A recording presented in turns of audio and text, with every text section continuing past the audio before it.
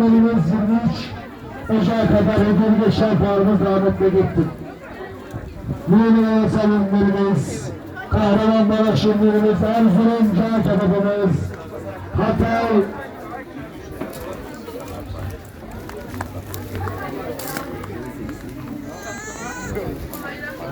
hoş geldin. Boğaçlar Mersin'in 8. Buyurun efendim, ikram edebilir miyiz? Teşekkür ederim. Hoş geldiniz. Buyurun efendim.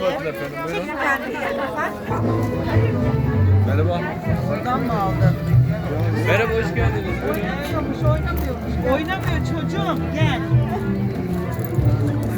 Oynamıyor. Ne gel? İstemiyor. Yapacak bir şey yok.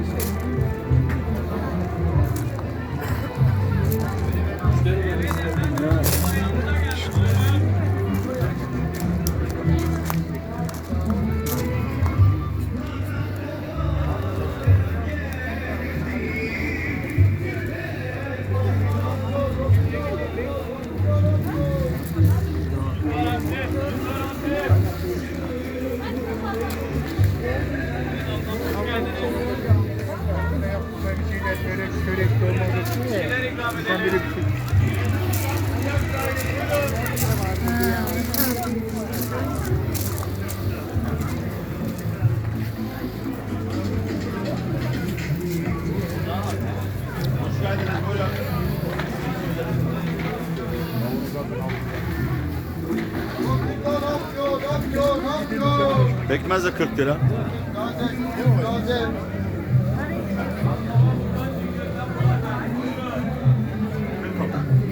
Küçükleri 25 lira, 300 gramdır. Kiloluklar 40 lira. Can. Şüphem olmadığı için tadına bakıyorum. Hoş geldiniz.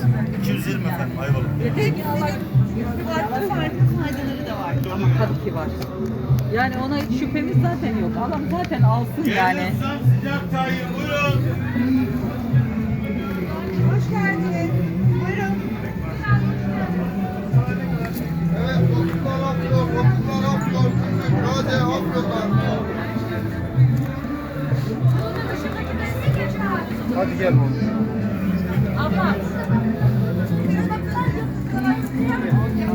Abla.